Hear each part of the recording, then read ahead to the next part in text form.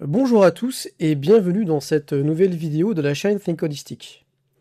Dans cette vidéo, je vais vous parler d'un sujet qui est pour moi très très important, c'est le rapport à la nature et notamment aux plantes. Et pourquoi selon moi on a besoin de retrouver une connexion avec tout ça, une connexion saine, une connexion à la fois symbolique, psychologique et j'ai envie de dire aussi énergétique. Pourquoi selon moi la reconnexion à la nature et aux plantes est un facteur clé d'équilibre et de guérison. Ce que Jung et le taoïsme en disent, et comment se réancrer concrètement, même quand on vit dans un milieu urbain. Le fait que j'ai pris conscience il y a très longtemps que, selon moi, mais pas que, pas que selon moi bien sûr, c'est surtout notre environnement de vie qui crée le contexte à l'apparition d'un certain nombre de problématiques générales. C'est ça aussi euh, qui m'a éloigné en fait du chemin de l'université et de la psychologie à l'université. Ça peut paraître étrange pour certains, mais oui, en fait, moi j'ai vraiment eu l'impression que la solution pour beaucoup de gens, c'était surtout de changer d'environnement de vie en fait. Et de travailler à un meilleur équilibre dans ce sens-là. Alors bien sûr, je suis pas en train de dire que tout changerait vis-à-vis de ça, mais d'un point de vue, on va dire, bien-être global et d'un point de vue gestion du stress, bien entendu. Et le stress est un facteur primordial de l'apparition de plein de problèmes de santé. Eh bien, le contact avec la nature est fondamental. Et on a besoin de retrouver de ça. Jung avait une citation par rapport à ça. Il disait qu'un névrosé, en fait, quelque part, il est coupé de la nature et de l'eau naturelle. Comme si, en fait, il était un petit peu en décalage vis-à-vis d'une harmonisation globale, en fait, avec le naturel. Et on retrouve un petit peu de ça avec Adler dans un certain sens, hein, quand il dit que il y a parfois des besoins de surcompensation, de ce sentiment d'infériorité qui prennent des proportions grandiloquentes, quoi. Voilà. Et quand on voit certains délires de grandeur de nos contemporains, on peut se poser la question, en fait, si quelque part, il n'y a pas, fondamentalement parlant, un problème de désalignement avec des lois universelles et j'oserais même dire spirituelles, en fait, vis-à-vis de la nature. Lao Tzu disait ça aussi, il disait que l'univers on ne possède pas, en fait, l'univers, en fait, et le monde dans son ensemble. Parce que le monde est chose spirituelle. Ce qu'il voulait dire par là, c'est qu'en fait, il y a des lois, il y a des principes, il y a qu'est-ce qu'on pourrait dire, des énergies, si vous voulez, bon, des mécanismes, peu importe, qui sont, qui sont nettement supérieurs à n'importe quel individu, ça c'est sûr, mais à n'importe quelle création que nous, êtres humains, nous pourrions faire. En fait, on est une partie de ce tout, on n'est pas séparés. Et donc, pour moi, on a besoin en fait de retrouver un contact avec la nature, et notamment les plantes.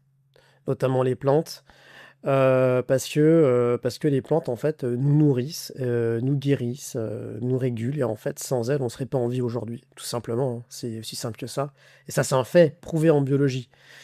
Donc, les plantes sont dans notre quotidien tout le temps, dans notre assiette, autour de nous, chez nous. Ceux qui ont des appartements aussi en ville, bah, ils vont souvent, alors pas tout le monde, mais on met des plantes d'intérieur, vous voyez? On a besoin de ce contact, en fait. Et une chose qui est dommage, c'est que aujourd'hui, on n'apprend plus, par exemple, la botanique à l'école, alors qu'en fait, c'était appris. Les gens apprenaient, ils avaient des bases en botanique, ils savaient reconnaître, ils savaient différencier certaines essences en fait d'arbres et reconnaître telle plante. Tiens, ça c'est de l'ortie, tiens, ça c'est du pissenlit. Certains connaissaient peut-être même les noms latins en fait des plantes. Taraxacum officinalis pour le pissenlit. Et, euh, et ça, c'est une connaissance qui s'est complètement perdue aujourd'hui. Alors ça revient en force, un petit peu, mais c'est vrai que du coup, pour moi, ça participe au fait que quelque part, on coupe un petit peu l'être humain de son environnement. Parce que quand je dis de reprendre contact avec la nature, En soi, c'est pas nouveau, ça fait depuis les années 70, voilà, vous savez très, très bien de quel moment je parle. Il y a ce côté de retrouver la nature, de marcher pieds nus dans l'herbe et tout. Bon, c'est parti un petit peu dans certaines caricatures, mais sur le fond, c'est vrai quand même. Dans le sens où effectivement, on a besoin de ce contact énergétique avec la terre et les plantes. Alors, par rapport aux plantes, bah, bon, là j'ai parlé de botanique, mais oui, le fait de ne pas savoir en fait la différence entre telle plante, entre tel arbre, bah, quelque part, euh, on ne vit pas pareil en fait, on vit pas tout à fait la même relation avec. Et dans les peuples traditionnels, on apprend aux jeunes enfants en fait à faire des différences et on leur donne des connaissances, bah, oui, des connaissances botaniques et d'herboristerie aussi. Et ça, moi, c'est notamment à travers l'école des plantes médicinales de Lyon que j'ai fait de la botanique. Et c'est vrai que c'est passionnant, en fait, quand on commence à rentrer de nouveau dans cet univers, dans l'univers du végétal, c'est incroyable. C'est vraiment incroyable. C'est tout un univers. Et ça nous permet de recréer du lien avec ça, en fait. Et ce lien va nous nourrir et quelque part, il va peut-être être un facteur d'harmonisation interne. Voilà, sans vouloir entrer dans certaines formes d'allégations, mais en tout cas, ça va nous faire du bien. Et si ça nous fait du bien, ça va être bénéfique en globalité pour nous. Donc ça, c'est vraiment le premier aspect. D'autant plus que on a une pharmacopée, donc on a toute une connaissance qui s'est construite sur des générations quand même d'individus autour des plantes médicinales qui viennent de chez nous, qui peut vraiment aider beaucoup de personnes. Vraiment. Moi, en tout cas, j'en étais le premier bénéficiaire et ça a constitué heu, un facteur notable de rémission, quoi, pour moi, vraiment, hein. Voilà et donc on a tout intérêt à se réintéresser aux plantes. Je vous mettrai en lien de la vidéo le site Terra Botanica, par exemple, qui vous propose un MOOC, d'initiation à la botanique, si ça vous intéresse. Je suis aussi pas mal, je pense qu'elle est ouais, elle est streameuse. Bon, elle est sur Instagram, mais c'est une naturaliste. Bon, elle est aux États-Unis, elle est à Vancouver. Bon, mais c'est super parce que mais c'est en anglais aussi, hein, mais bon. Mais c'est super parce qu'en fait, elle est passionnée, quoi, par ça et quelque part, elle fait redécouvrir un petit peu, ce que sont les plantes, en fait et ce qu'est le vivant, quoi, de façon générale, parce que c'est pas que sur les plantes. Mais là, dernièrement, j'ai vu, elle a fait une vidéo sur le café. Bah voilà, d'où vient le café? Qu'est-ce que c'est? Comment il pousse? Et c'est important de savoir, vous voyez? Donc voilà, donc c'est tout cet aspect naturaliste, entre guillemets, bah, sans vouloir entrer trop dans la botanique, c'est intéressant aussi. Et aussi et surtout ce côté énergétique, en fait. Voilà. Le côté énergétique, on a besoin, en fait. Parce que là, je vous ai parlé de Reiki, je vous ai parlé d'énergétique interne, mais on a besoin de se nourrir énergétiquement en fait, hein. Et notre champ énergétique va se renforcer, va se développer. Alors, si vous êtes initié au Reiki, et sans être initié d'ailleurs, vous pouvez aussi apprendre à canaliser donc l'énergie universelle. C'est faisable bien sûr, mais ça suffira pas en soi en fait. On va avoir aussi besoin des énergies qui viennent de la nature et de la terre. C'est exactement l'image de l'arbre, hein. C'est vraiment ça, hein. C'est un symbolisme fort qui représente tout à fait la démarche que les taoïstes ont développée, mais qu'on retrouve aussi ailleurs, hein. Mais en tout cas, cette démarche dit quoi? Qu'on a besoin de s'enraciner et on a besoin de capter de l'énergie du bas de notre environnement. Et pour ça, eh bien, le plus possible, être au contact de la nature. Alors vous allez me dire, mais du coup, c'est compliqué quand on habite en ville. Et oui, je sais. Et c'est tout le problème de notre civilisation avancée qui pousse entre guillemets les gens à vivre dans des mégalopoles trop coupés de la nature en fait. Et de toute façon, même si on me dira, mais oui, mais comment tu veux faire autrement et tout, oui, j'ai pas de solution miracle, bien entendu, mais de toute façon, ce qui se passe, c'est qu'est-ce qu'on fait dès qu'on peut, c'est qu'on, beaucoup de gens, ils partent en fait. Ils partent à la montagne ou ils partent à la mer. Bon, voilà, dès qu'on peut, on s'en va. Et si vous proposez à des gens de vivre un peu plus à la campagne, il y en a plein qui seraient motivés. Alors il y en a certains qui vont dire oui, mais la nature c'est bien, mais c'est pas la civilisation. Alors ça me fait rire aussi, hein. C'est vraiment là, on est vraiment dans une opposition typique de chez nous. C'est oui, mais retour à la civilisation, la nature c'est pas la civilisation. Arrêtez, il faut arrêter avec ces séparations, quoi. Parce que moi, je vais changer d'angle de vue, hein. La nature, on est dedans, en fait. On en fait partie. Donc, en fait, notre civilisation est incluse dans la nature. Voilà. C'est un peu poussif ce que je dis, mais ouais, ok, mais moi, je propose ça comme angle de vue. Et ça se tient dans un certain sens, parce que nous sommes partie prenante de la nature. Nous avons un bout de nature en nous. On a une flore intestinale, on a aussi une flore cutanée. Bon, on a des bactéries partout. Il y a aussi des champignons. Bref, tout ça est vivant, grouillant de vie, quoi, vous voyez. Et puis voilà, on a un besoin de minéraux. Bon, on a des besoins, en fait. On a besoin de se nourrir de nature, tout simplement. Et donc, on en fait partie. Voilà. Et donc, moi, je dirais, c'est que surtout qu'en fait, oui, bah, vous avez été habitué à vivre dans un environnement urbain et vous avez besoin de ça, mais c'est pas un problème.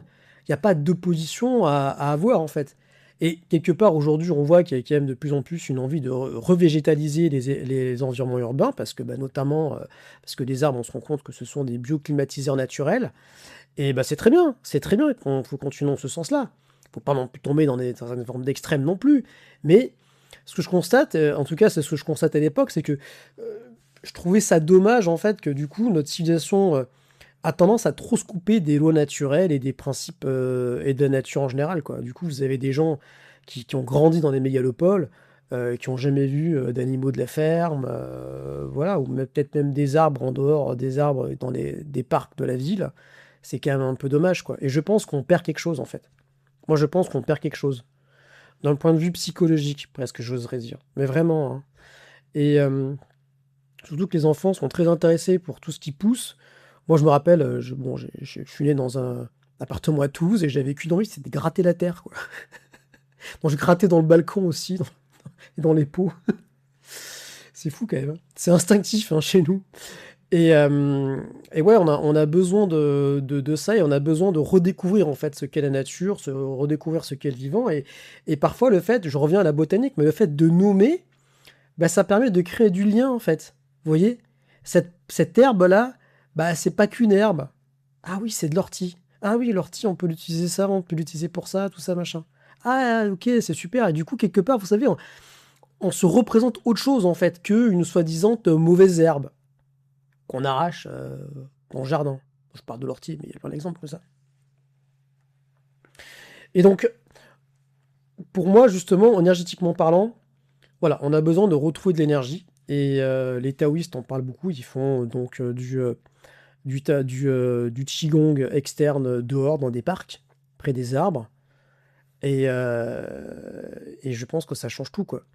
Voilà. Et pour revenir aussi un peu à Pete Sanders, lui aussi, il habite à Sedona et aux États-Unis.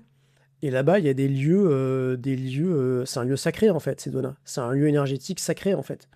Donc il a écrit un bouquin justement sur les vortex et sur le fait qu'effectivement, on a besoin de se réénergétiser dans des lieux énergétiques comme ça en fait, dans des lieux sacrés comme ça. Et on en a aussi chez nous. On en a plein. Et nos anciens, ils avaient cette connaissance instinctive. Beaucoup d'ailleurs d'églises sont construites sur des lieux énergétiques comme ça. Donc je pense que hormis le fait, enfin, si on voulait faire quelque chose dans notre environnement, on va dire énergétique, pour contrecarrer certaines énergies, on va dire moins positives du monde du milieu, je pense que la meilleure des choses qu'on peut faire pour nous et pour cet environnement énergétique et le monde du milieu, c'est s'occuper de ces lieux sacrés autour de nous, en fait.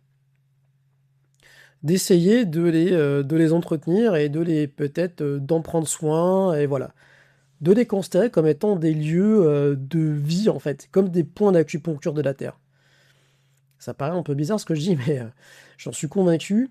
Et chamaniquement parlant, à un moment, en fait, j'allais dans des lieux sacrés autour de chez moi, dans ma région, et je faisais du chamanisme là-bas.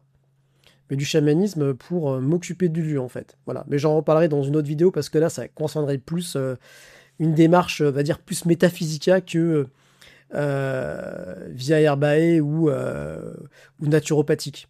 Mais bon, en tout cas, voilà. Effectivement, il y a des lieux qui ont, même si vous pensez, vous n'avez pas cette sensibilité énergétique, en tout cas, il y a des lieux qui vont nous parler, qui vont nous faire vibrer, qui vont nous faire du bien. Et ça, c'est un facteur qui est fondamental. Et c'est pour ça que En dehors de cette recherche d'éveil, d'absolu et tout, moi j'ai envie de dire, mais déjà, connectons-nous à ce qu'il y a autour de nous, quoi. Connectons-nous dans la terre et connectons-nous aussi aux animaux et aux plantes, parce qu'on a besoin d'eux en fait. Et c'est en ça que moi je me différencie un petit peu de certains courants, notamment tout ce qui peut être néoplatonicien, vous savez, cette idée d'ascension, euh, de monter dans la lumière et tout, c'est que quelque part, j'ai envie de dire, mais dans votre démarche, il y a un petit côté comme si la matière c'était pas bien, quoi, comme si la matière c'était dense et c'était pas positif. Moi, je suis pas d'accord en fait. D'ailleurs, je suis pas tout seul, mais je pense qu'au contraire, je suis un peu dans l'esprit amérindien, quoi, si vous voulez. Au contraire, en fait, on a partie, on fait partie, pardon, de la nature et on a besoin des plantes pour en fait s'élever, quoi. Et encore, s'élever, c'est peut-être pas le bon terme en fait. C'est plutôt se développer, mais se développer en s'enracinant et en se développant aussi vers le haut. Donc, si vous voulez, c'est ça, c'est vraiment un ancrage dans la matière, dans notre environnement terrestre, pour en prendre soin, tout en étant en contact avec ce qui vient des sphères supérieures. Hein. Donc, l'énergétique, par ce biais-là, devient un support, en fait, au développement spontané dans ces domaines. Mais, encore une fois, je reviens à ça, dans le sens où, effectivement, on a besoin vraiment des plantes et de reprendre contact avec elles, en fait. Et on a aussi besoin, par extension, des animaux, en fait, parce que les animaux sont nos frères, et nos frères et nos sœurs, et on a besoin d'eux, quoi. Pour moi, le quatrième circuit tourne aussi autour de là, tourne aussi autour du lien social qu'on développe avec les animaux autour de nous. Donc, et ça, c'est quelque chose d'important, en fait, parce que ça va nous faire du bien. Regardez, il y a plein de thérapies qui existent aujourd'hui, ou quelque part, les thérapies avec les chevaux, ça fait longtemps que ça existe, en fait, hein. Rien que le contact avec un cheval, quoi. Il y a des gens, c'est fou, ça les nourrit et certains visiblement sont plus les mêmes, ça les transforme en fait. Donc en fait, vous voyez, c'est en nous. On a besoin de ça. Et là, c'est vraiment. Alors on pourrait me dire, mais oui, t'es vraiment dans une démarche chamanique.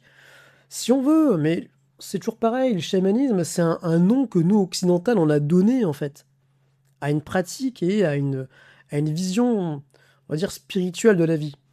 Mais derrière ça, il y a cette notion animiste et cette notion, on va dire, holistique, où en fait on fait partie dans tout, quoi. Et animiste dans le sens où les éléments qui nous composent, ils sont aussi vivants. Ils ont donc, entre guillemets, ce qu'on appelle un esprit. Et les animaux aussi, les animaux sont des individus, sont des personnes. Voilà, ceux qui ont les animaux de compagnie, ils voient très bien, entre deux chats, bon, il n'y a pas la même personnalité. Et c'est pareil pour le reste. Donc, le fait de reprendre en considération ça, je l'inclus pour moi dans cette démarche holistique. Et oui, je l'inclus dans cette démarche holistique. Oui, effectivement, on a besoin de s'intéresser aux symboles, on a besoin de s'intéresser à la métaphysique. Enfin, on a besoin, pour ceux que ça intéresse, bien sûr. Ça nous apportera quelque chose. Mais l'ancrage, on va dire, le fait de retrouver ce contact sain et naturel, et spontané avec notre environnement de vie qui est la nature, ça va être un facteur essentiel dans cet état global et dans cette tenségrité. Mais regardez le Bouddha. Le Bouddha, son éveil, c'était sous un arbre. C'est un figuier, si je me trompe pas. Dans le taoïsme, la nature a beaucoup de place. Dans la spiritualité amérindienne, là, il n'y a pas photo, quoi. Et toute leur approche philosophique est tournée autour de la nature. Alors, je fais un grand raccourci, hein, parce qu'amérindien, il y a Amérique du Nord, Amérique du Sud, bon, voilà, il y a différentes... voilà, je sais. Bon, mais de façon générale, dans la pensée, on va dire, des Indiens d'Amérique du Nord et certains Indiens d'Amérique du Sud, pour simplifier, sans vouloir dire trop de bêtises, il y a ce rapport à la nature, en fait. Ce rapport aux plantes et aux animaux. Vraiment. Donc voilà. Et du coup, si vous avez près de chez vous un lieu que vous aimez tout particulièrement, que ce soit un arbre, allez-y, ça vous fera du bien, hein. Franchement, allez-y. En fait, sûrement, vous le faites déjà. Je suis en train de vous dire quelque chose que vous faites déjà spontanément, mais on va dire, j'abonde dans votre sens. Moi qui fais des vidéos où je parle de sujets divers et variés, comme vous avez vu, où je suis en train de développer avec vous ce modèle des 8 circuits de conscience, où on est en train de parler d'état de conscience supérieur, d'individuation et tout. Oui, j'affirme avec vous, chers amis, chers auditeurs, qu'on a besoin de retrouver ce contact avec la nature. Vraiment.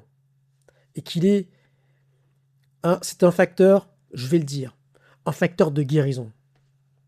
Sans doute le plus puissant qu'on ait, en fait.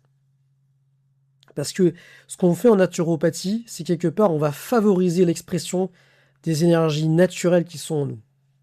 Aïe. Excusez-moi, parce qu'il y a certains gens du milieu médical qui vont, qui vont tiquer. Mais c'est pas grave. Je suis pas en train de dire qu'il faut, qu'on a besoin que de nature. Enfin, mais vous avez compris, on en a besoin aussi et fondamentalement, en fait. Et après, donc, toutes les activités qui vont tourner autour de la nature, parfait. C'est parfait. La randonnée. Pouf. Mais c'est magique, la randonnée. Si vous avez un jour la possibilité de faire de la randonnée itinérante, mais c'est fantastique comme travail. Et c'est guérisseur en soi, hein.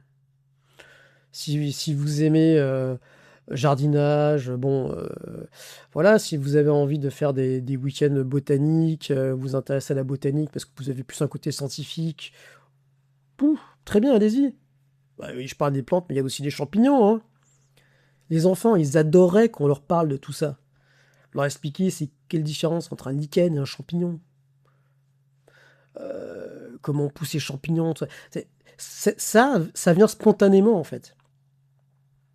Je pense justement qu'on s'est un peu auto-piégé dans notre société et que on s'est créé nos propres sur-régimes en ayant un mode de vie qui est trop coupé de tout ça. À cause de différents facteurs que je vais pas décrire en détail, mais donc on s'est coupé de tout ça et on s'est coupé du bon sens en fait qui en découle, hein. Et on a besoin de retrouver ce sens, cet ancrage et ce bon sens spirituel par rapport à ça.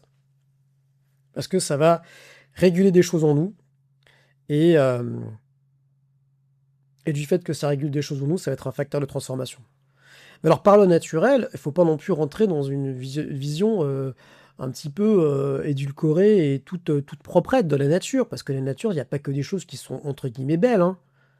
C'est vraiment voir la nature dans sa globalité, moi c'est ça que je veux dire, hein. Donc voilà, il faut aussi pas aller contre notre nature à nous aussi, vraiment.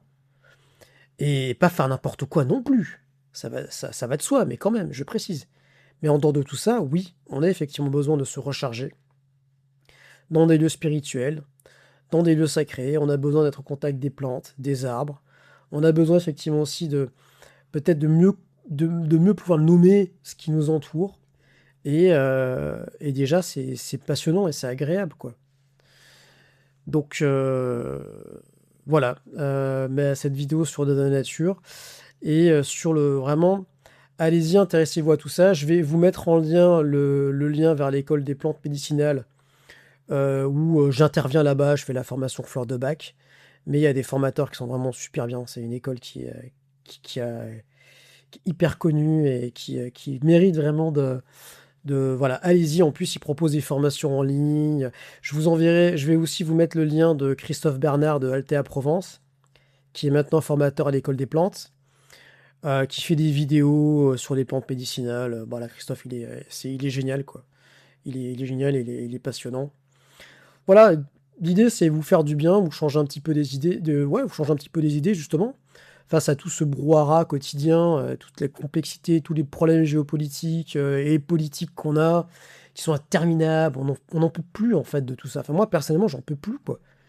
C'est tout le temps pareil, on tourne en boucle. Et je pense que pour moi, là, si tant est qu'il y ait une solution à ça, c'est le facteur X, quoi. Je vois pas d'autres plans. Et ce facteur X, on ne le maîtrise pas. Par contre, ce qu'on maîtrise, c'est c'est les conditions qu'on va favoriser en nous pour son apparition. Voilà. Et pour moi, ça commence par s'occuper de soi et s'occuper de son bien-être. Et s'occuper de son bien-être, à mes yeux, c'est aussi savoir utiliser les plantes, quoi. Savoir utiliser les plantes.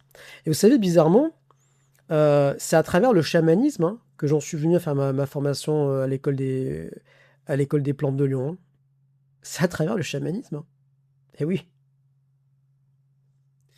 Donc, j'en parlerai dans la vidéo plus consacrée à ça, la vidéo Métaphysica, mais c'est à travers la pratique du chamanisme. Complètement. D'ailleurs, moi j'étais surpris que dans le milieu du chamanisme, pas plus de gens qui soient formés à la naturopathie ou qui s'intéressent à l'arboristerie. Bon, pas tant que ça en fait. Enfin, en tout cas, j'en ai pas rencontré beaucoup, hein.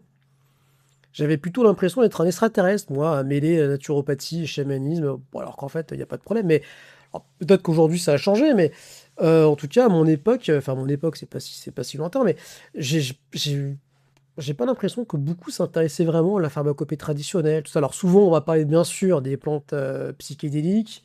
Bon, vaste sujet.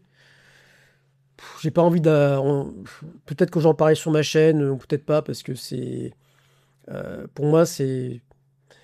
Bon, voilà. Pour moi, le tambour se suffit déjà lui-même. Vraiment. Voilà. Par contre, redécouvrir l'esprit et redécouvrir un petit peu notre pharmacopée traditionnelle, franchement, vous avez tout à y gagner.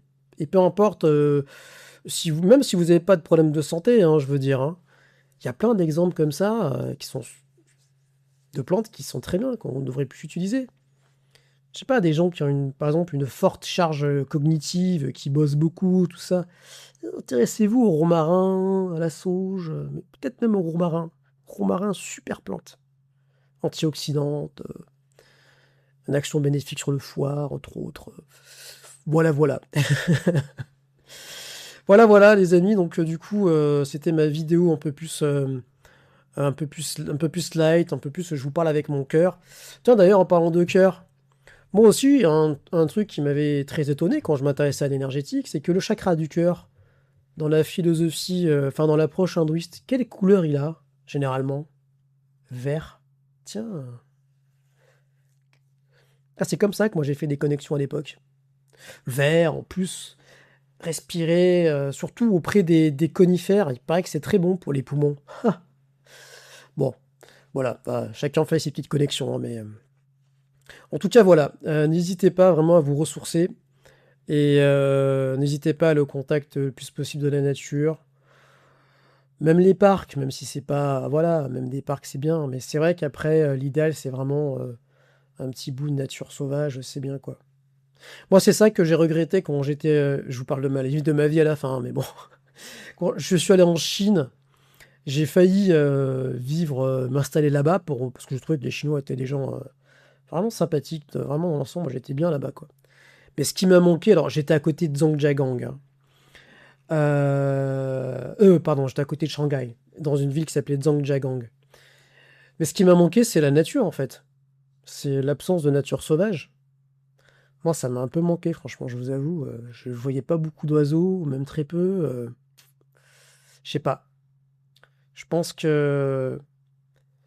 Alors après, ça dépend peut-être des personnes, hein, parce que moi, je parle de mon ressenti à moi, hein, je veux dire, de mon aspiration personnelle, mais je pense qu'on a besoin, à mon avis, en tant qu'être humain, pour se sentir plus complet et plus équilibré, on a besoin de cette relation avec le monde naturel.